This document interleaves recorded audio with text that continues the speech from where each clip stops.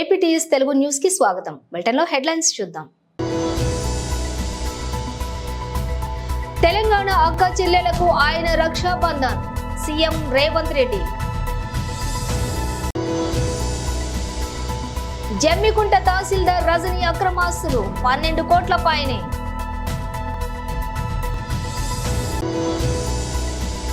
డెబ్బై ఏళ్లుగా ఇనుప ఊపిరితిత్తులతో జీవించిన పోలియో రోగి మృతి.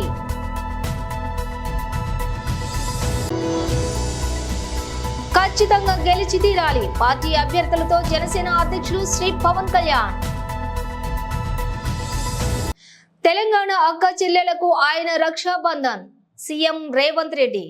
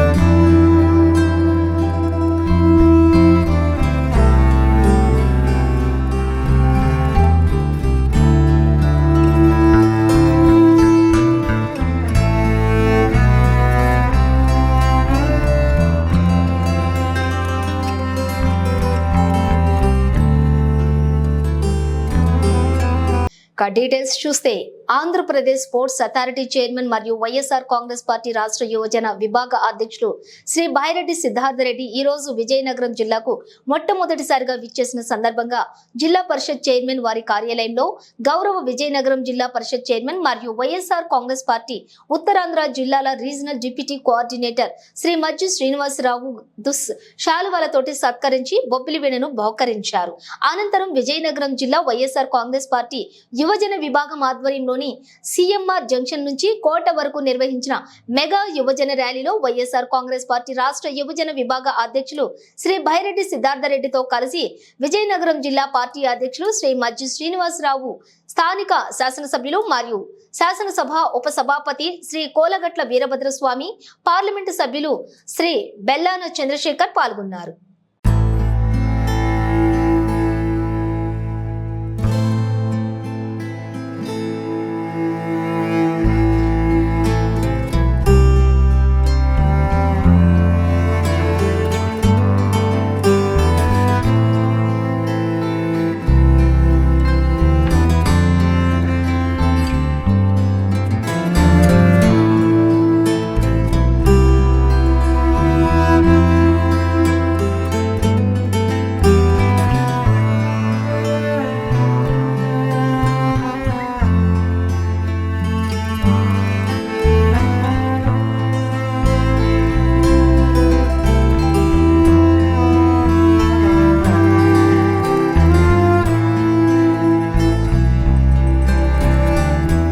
తెలంగాణలో కొత్త ప్రభుత్వం కొలువుదీరాక అవినీతి అధికారుల భరతం పడుతోంది.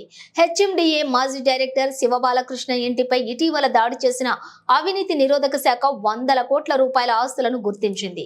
తనిఖీల్లో ఆయన ఇంట్లో గుట్టల కొద్దీ, కిలోల కొద్దీ వెండి, బంగారు ఆభరణాలు లభించాయి.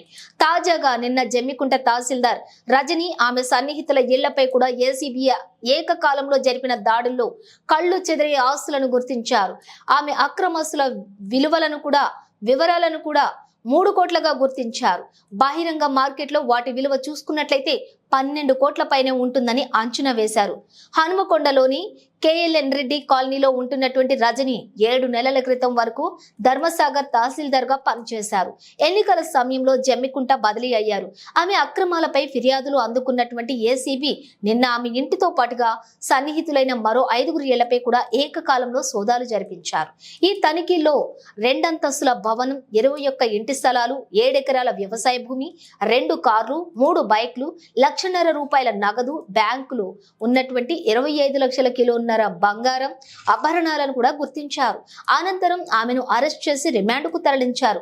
రజని బదిలీ చేయించినటువంటి 2 రెవెన్యూ ఇన్స్పెక్టర్లు ఓ ప్రజాప్రతినిధి ఫిర్యాదుతోనే ఏసీబీ రంగంలోకి దిగినట్లుగా తెలుస్తోంది. ఇనుప ఊపిరితిత్తుల రోగిగా పేరు పడ్డటువంటి అమెరికా వ్యక్తి తాజాగా మృతి చెందారు. ఆయన వయసు 78 ఏళ్లు. టెక్సాస్ కు చెందినటువంటి పాల్ అలెగ్జాండర్ 1952లో 6 ఏళ్ల వయసున్నప్పుడు పోలియో వ్యాధి బారిన పడ్డాడు. అప్పటికి టీకా ఇంకా అందుబాటులోకి రాలేదు. చాలా మందికి అంగవైకల్యం కలిగించే పోలియో వ్యాధి పాల్ విషయంలో మరింత తీవ్రంగా పరిణమించింది. మెడ దిగువ భాగం మొత్తం కూడా చచ్చుబడిపోయింది. ఊపిరితిత్తుల కండరాలు కూడా పనిచేయకపోవడంతో శ్వాస తీసుకోవడం కూడా కష్టంగా మారింది. దీంతో వైద్యులు అతడికి ఐరన్ లంగ్స్ పేరు పడ్డటువంటి జీవనాధార వ్యవస్థను ఏర్పాటు చేశారు. పెద్ద గొట్టం ఆకారంలో ఉండే ఈ పరికరంలో రోగిని ఉంచుతారు. ఇది పేషెంట్లకు బదులుగా శ్వాస తీసుకుని ఆక్సిజన్ సరఫరా చేస్తూ ఉంటుంది. 1955లో పోలియో టీకా అందుబాటులోకి వచ్చిన పాల్ విషయంలో అప్పటికే చాలా ఆలస్యం జరిగిపోయింది. దీంతో అతడు ఆ తర్వాత 70 ఏళ్ల పాటు ఐరన్ లంగ్స్ తోటే జీవించాడు. అయితే ఒళ్లంతా చచ్చుబడినా కూడా ఆయన ఆశావాహ దృక్పథంతో జీవించాడు. న్యాయశాస్త్రం అభ్యసించి లాయర్ అయిన పాల్ 3 minutes ఫర్ డాగ్ పేరిట తన ఆత్మకథను కూడా ప్రచురించుకున్నాడు. మోకిలా పోలీస్ స్టేషన్ పరిధిలోని టంగుటూరు గ్రామంలో సంచలనంగా మారిన తన పిల్లలను చంపి ఉరేసుకున్నటువంటి రవి ఆత్మహత్య కేసును పోలీసులు ఎట్టకేలకు ఛేదించారు. రవి ఆత్మహత్యకు ప్రేరేపించిన 3 నిందితులను పోలీసులు అరెస్ట్ చేశారు. ఈ కేసుకు సంబంధించిన వివరాలను Rajendranagar zone DCP Chintamaneni Srinivas Narsingi ACP కార్యాలయంలో మీడియాకు వివరించారు. టంగుటూరు గ్రామానికి చెందిన నీరటి రవి 2022 సంవత్సరంలో గుంటూరుకి చెందిన తిరుపతిరావు అనే వ్యక్తి ద్వారా విజయనగరంకి చెందినటువంటి జిఎస్ఎల్ ఫౌండేషన్ మనీ సర్క్యులేషన్ కి చెందిన దాంట్లో సభ్యునిగా చేరారు. జిఎస్ఎన్ ఫౌండేషన్ లో ముందుగా ₹200 కడితే 45 రోజుల తర్వాత కట్టిన డబ్బులు మొత్తం తిరిగిచ్చి ప్రతి నెల ₹1000 చొప్పున 6 నెలలు ఇచ్చేవారు. రవి తన ఊర్లో ఉన్న వారితో జిఎస్ఎల్ ఫౌండేషన్ లో పెద్ద మొత్తంలో డబ్బులు కట్టించాడు.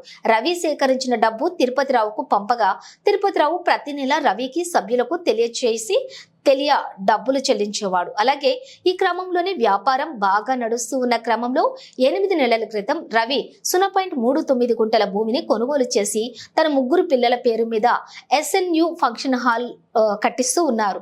గత 3 నెలల నుండి జిఎస్ఎన్ ఫౌండేషన్ తరపున తిరుపతిరావు డబ్బులు చెల్లించకపోవడంతో రవిని గ్రామస్తులు, చుట్టుపక్కల గ్రామాల సభ్యులు డబ్బుల గురించి అడుగుతూ తరచుగా ఒత్తిడి చేయడం ప్రారంభించారు. ఇప్పుడు అంత అమౌంట్ వాళ్ళ దగ్గర ఉంది అనేది మనకు తెలిసినప్పుడు భరోసా ఇవ్వచ్చు, పబ్లిక్ ఎప్పుడు ఇవ్వచ్చు. అసలు ఇటువంటిది టోల్ ఫ్రీ ఒకటి చిన్నది. మన పోలీస్ ఆఫీసర్స్ మీరు అందరు ఊర్లలో ఉంటాం, మన అందరి దగ్గర కాంటాక్ట్స్ ఉంటాయి. ప్రతి ఊర్లలో కొంతమంది లీడర్స్ ఉంటారు, అసలు మీడియా మిత్రులు ఉంటారు, మా వాళ్ళు తిరుగుతుంటారు. ప్రతివాడు ఏమంటా అంటే నా డబ్బులు వెళ్ళినాయి, నాకు లాస్ట్ టైం వచ్చింది, నేను మళ్ళీ డబుల్ పెడతా, ఇంకా డబుల్ వస్తాయి. ఇది తప్ప ఇది ఎక్కడో చోట బ్రేక్ అవుతుంది అనేది మనం చిన్నప్పటి నుంచి చూస్తున్నాం. అయినా ఈ గ్రీడీ ఏదైతే ఉంటుందో మనిషికి ఆశ ఉంటే ఏం కాదు, ఈ అత్యాశనే ఇక్కడ దాకా తీసుకుని వెళ్తుంది. ఇటువంటి వాళ్ళు ఎవరో ఒకళ్ళు బలైతా ఉంటారు, కుటుంబాలు బలైతా ఉంటారు. లైక్ లోన్ యాప్స్లో కూడా అంతే. కాల్ చేసి ఒక అమ్మాయి స్వీట్ వాయిస్తో నీకు లోన్ ఇస్తా, ఏమొద్దు గ్యారంటీ అనగానే లోన్ ఎందుకు తీసుకోవాలా, తర్వాత వచ్చి ఇప్పుడు ఇబ్బంది పడుతుంటారు. Thank you. కాలే, ఇప్పుడు 2 ఉన్నారు, ఇంకో 3 అక్కడ ఉన్నారు కదా. వీళ్ళకి ఇచ్చింది 2.5 లక్షలే కదా, అందరికి తల 50,000 వీళ్ళు వచ్చుకుంది ఇప్పటిదాకా.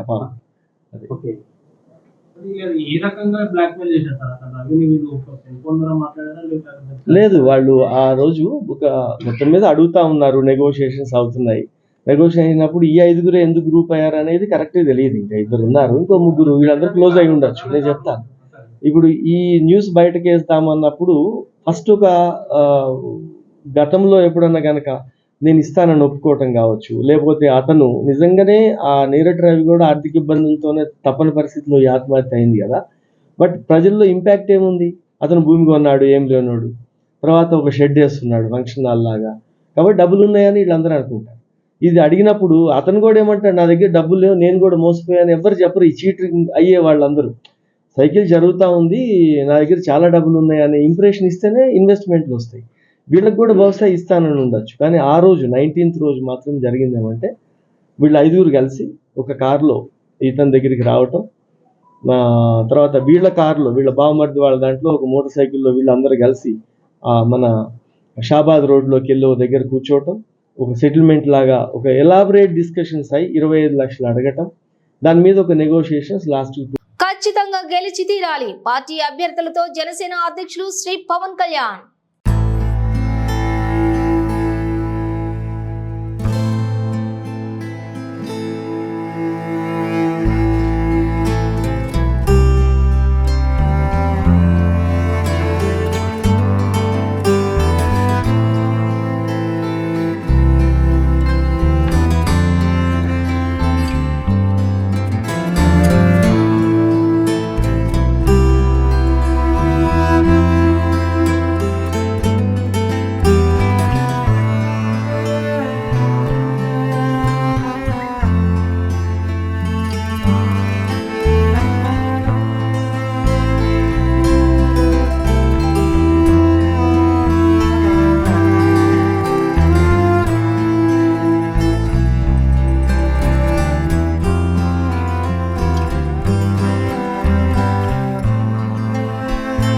జనసేన క్రియాశీలక సభ్యులకు ప్రమాద బీమా పథకం ఓ యజ్ఞం.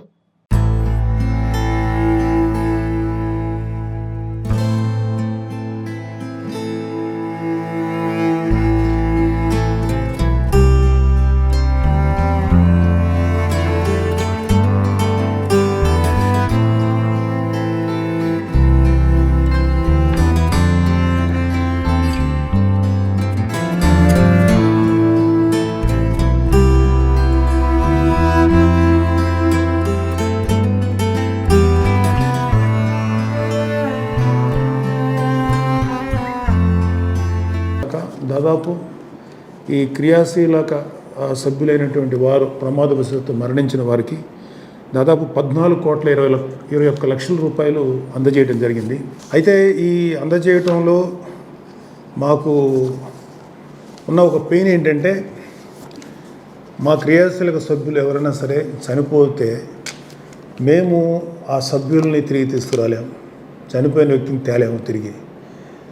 కాకపోతే మా జనసేన క్రియాశీలక సభ్యులు ఎవరైనా సరే వాళ్ళకి ఇలాంటి అనుకోనటువంటి ఇలాంటి ప్రమాదం సంభవించి గాయపడినా, ఒకవేళ విధివశాత్తు చనిపోయినా వాళ్ళ కుటుంబాలకి జనసేన పార్టీ అండగా ఉండాలి అనేటువంటి ఒక గొప్ప ఆశయంతో మా ప్రెసిడెంట్ పవన్ కళ్యాణ్ గారు ఈ పథకాన్ని స్టార్ట్ చేశారు.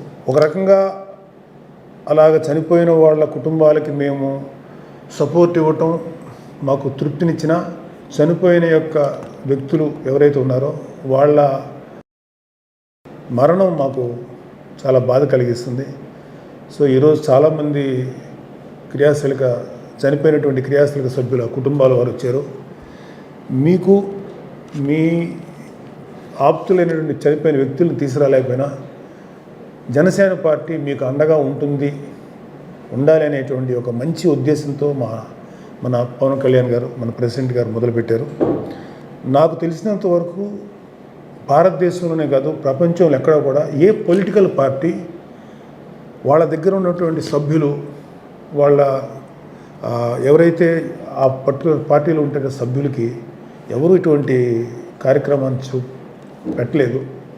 ఇంతెందుకు ఒక ప్రభుత్వం జనసేన పార్టీ 11వ ఆవిర్భావం దినోత్సవం సందర్భంగా బయ్యనగూడెం గ్రామంలోని జనసేన నాయకులు జన సైనికులలో సమక్షంలోని జనసేన పార్టీ జిల్లా ప్రధాన సంయుక్త కార్యదర్శి మద్దు తేజ విశ్వనాథ్ పార్టీ జెండా ఆవిష్కరణ చేశారు. ఈ కార్యక్రమంలో గ్రామ అధ్యక్షులు నూలకాని శ్రీను, ఉపాధ్యాయులు నవీన్, యువత అధ్యక్షులు చిన్నం మహేష్, సోషల్ మీడియా ఆర్గనైజర్ మేకల గోపి, పారేపల్లి పాండు, పార్టీ ఆర్గనైజర్ నరాల శ్రీను, మండల నాయకులు పారేపల్లి గగన్ కుమార్, వెంకట్, డాక్టర్ అలాగే సింగంశెట్టి శ్రీనివాసరావు, సింహాద్రి, పెద్దపోసి, చిన్నపోసి, పారేపల్లి సత్యబాబు, నోముల మంగరాజు, ఆడెం నాగేంద్ర, సింగంశెట్టి సాయి, హిందూ ధర్మం ప్రచారకర్త ఎర్రావుల బాబురావు తదితరులు ఈ కార్యక్రమంలో పాల్గొన్నారు. ఈ రోజు పోలవరం నియోజకవర్గం జీలుగుమిల్లి మండలం పార్టీ కార్యాలయం వద్ద నేడు జనసేన పార్టీ 11వ ఆవిర్భావ దినోత్సవం సందర్భంగా జనసేన పోలవరం నియోజకవర్గం ఇన్ఛార్జి చిర్రి బాలరాజు నేడు జనసేన జెండా ఆవిష్కరణ చేయడం జరిగింది. ఈ కార్యక్రమంలోని చిర్రి బాలరాజు ప్రసంగిస్తూ ప్రజానీకానికి, జన సైనికులకు, జనసేన నాయకులకు, వీర మహిళలకు జనసేన ఆవిర్భావ దినోత్సవ శుభాకాంక్షలు తెలియజేశారు.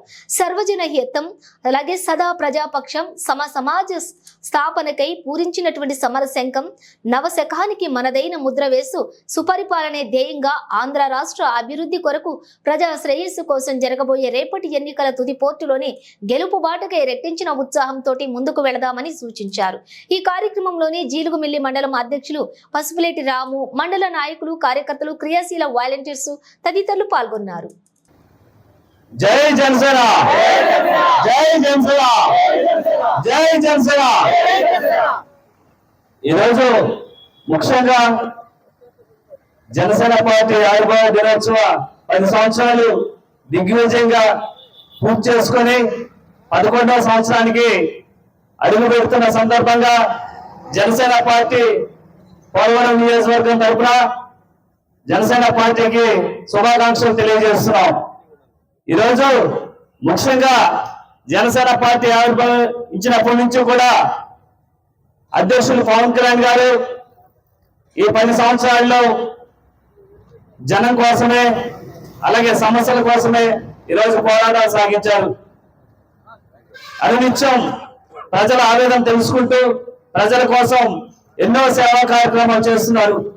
అలాగే మన పోలవరం నియోజకవర్గంలో 2019 నుంచి 2024 వరకు మనం పార్టీని మరింత బలోపేతం చేయడానికి మన మండల నాయకత్వం, గ్రామ నాయకత్వం, నియోజకవర్గ నాయకత్వం నుంచి అనేక సేవా కార్యక్రమాలు చేశాం.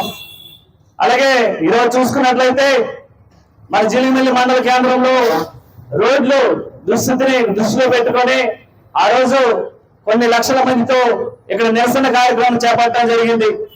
అలాగే పోలవరం నియోజకవర్గంలో ముఖ్యంగా నిర్వాసితుల సమస్య, ఈ నిర్వాసితుల సమస్య కోసం అనునిత్యం నిర్వాసితులతో పోరాటానికి సిద్ధంగా జనసేన పార్టీ తరఫున మనందరం కూడా పోరాటం చేయడానికి సిద్ధంగా ఉన్నాం. అలాగే మంచినీరు గురించి పోలవరం నియోజకవర్గంలో సత్యసాయిబాబు మంచినీరు ఆగిపోతే జనసేన పార్టీ రోడ్డు ఎక్కి నిరసన గానం వినిపిస్తే ఈరోజు సత్యసాయిబాబు నీరు విడుదలై ప్రజలందరికీ కూడా ఈ నీటిని అందజేసే విధంగా ప్రభుత్వం చర్యలు తీసుకుంది. అలాగే ఈరోజు చూసుకున్నట్లయితే వైసీపీ ప్రభుత్వం ఏదైతే నిరుపేదలకు ఇల్లు ఇస్తారని ఈరోజు మాయ మాటలు చెప్పి మాట తప్పని మరో తిప్పనని ఈరోజు నిరుపేదల్ని రోడ్డు మీద పాడేస్తే వారికి నిరసనగా, వారికి మద్దతుగా మనందరం కూడా ఈరోజు ఆ రోజు మద్దతు ఇచ్చి వారికి అండగా నిలబడడం జరిగింది.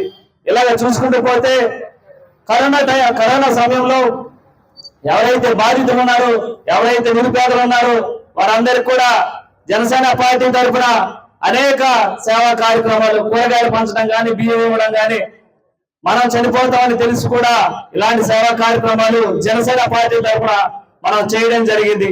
అలాగే వరదల సమయంలో ముంపు మండలాలు ఏవైతే ఉన్నాయో గుంకునూరు, వెల్లేరుపాడు, పోలవరం మండలాల్లో వారికి అనునిత్యం వారికి అందుబాటులో ఉంటూ వారికి అక్కడి నుంచి వారిని సురక్షిత ప్రాంతాలకు తరలించే ముఖ్య పాత్ర జనసేన పార్టీ పోషించింది. ఇలాగా ప్రతిదీ కూడా ఈ 5 సంవత్సరాల్లో అలాగే 10 సంవత్సరాల్లో జనసేన పార్టీ పవన్ కళ్యాణ్ ఆదేశించినవి కాకుండా మనం అందరం కూడా మనకి ఏవైతే సహాయ సహకారాలు అందించాలో అన్ని కూడా మనం ప్రజలకు సహాయక సహకారాలు అందించాం. ఎక్కడ సమస్య ఉన్నా కూడా జనసేన పార్టీ మాట్లాడింది, ఎక్కడ ఏమున్నా కూడా జనసేన పార్టీ తోడుగా ఈ నిరుపేదలకి అండగా ఉంది. ఈ రోజు 10 సంవత్సరాలు పూర్తి చేసుకుని 11వ సంవత్సరం అడుగుపెడుతున్న సందర్భంగా రానున్న రోజుల్లో మనమందరం కూడా జనసేన పార్టీ, టీడీపీ పార్టీ ఉమ్మడి కార్యాచరణతో అధికారం చేపట్టడం ఖాయమని సభముఖంగా మీ అందరికీ తెలియజేస్తున్నాను. మనందరం కూడా జనసేన పార్టీ పోలవరం నియోజకవర్గంలో రానున్న రోజుల్లో విజయ కేంద్రం ఎదిరించి పోలవరం ప్రాజెక్టుపై మన శిలాఫలకంతో రానున్న రోజుల్లో దాన్ని ఓపెన్ చేయడానికి మనందరం కూడా సిద్ధంగా ఉండాలి. అలాగే మీ అందరికి కూడా ఒక శుభవార్త తెలియపరచాలనుకుంటున్నాను. ఈ రానున్న రోజుల్లో జనసేన పార్టీ తరఫున మనకి అభ్యర్థిత్వం జనసేన పార్టీ ఇవ్వడం జరిగింది. దీన్ని విజయవంతంగా మన అందరం కూడా భారీ మెజారిటీతో ఇప్పుడు ఏదైతే వైసీపీ ప్రభుత్వం ఉందో దాన్ని గద్దె దించే విధంగా మళ్ళీ వైసీపీ నాయకులు పోటీ చేయాలంటే గడగడగడలాడే విధంగా జనసేన పార్టీ నాయకులు, కార్యకర్తలు అందరూ కూడా పనిచేసి భారీ మెజార్టీ ఎలా ఉండాలంటే 2029లో జనసేన పార్టీ, టీడీపీ పార్టీ ఉమ్మడి అభ్యర్థితో పోటీ చేయాలంటే వాళ్ళ తాతలు గుర్తొచ్చే విధంగా మీ అందరూ కూడా పని చేయాలని ఈ సభముఖంగా కోరుకుంటూ రానున్న రోజుల్లో మీ ప్రతి ఒక్కరికి ఎవరైతే పార్టీ కోసం పనిచేసినటువంటి ప్రతి ఒక్కరికి కూడా గుర్తింపు ఉంటుంది. మనందరం కూడా మీ గ్రామాల్లో అభివృద్ధి చేసే విధంగా, నియోజకవర్గాలను అభివృద్ధి చేసే విధంగా, ముఖ్యంగా స్థానిక ఎమ్మెల్యేగా ఇక ఈ రోజు స్వాతంత్రం వచ్చిన తర్వాత ఒక్కసారి కూడా జీలిగిమెల్లి మండలానికి ఇవ్వలేదు. ఈసారి తెచ్చుకున్నాం. మీరందరూ జీలిగిమెల్లి మండల నివాసం అందరూ కూడా. బ్రిటన్ ముగించే ముందు హెడ్లైన్స్ మరోసారి. తెలంగాణ అక్క చెల్లెలకు ఆయన రక్షాబంధన్, సీఎం రేవంత్ రెడ్డి. జమ్మికుంట తహసీల్దార్ రజని అక్రమాస్తులు 12 కోట్ల పైనే.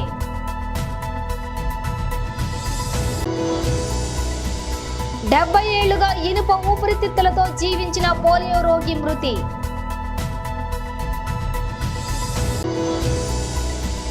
ఖచ్చితంగా గెలిచి తీరాలి పార్టీ అభ్యర్థులతో జనసేన అధ్యక్షులు శ్రీ పవన్ కళ్యాణ్. ఇవి వాళ్ళ బులెటిన్ విశేషాలు. మరో బులెటిన్తో మళ్ళీ కలుద్దాం.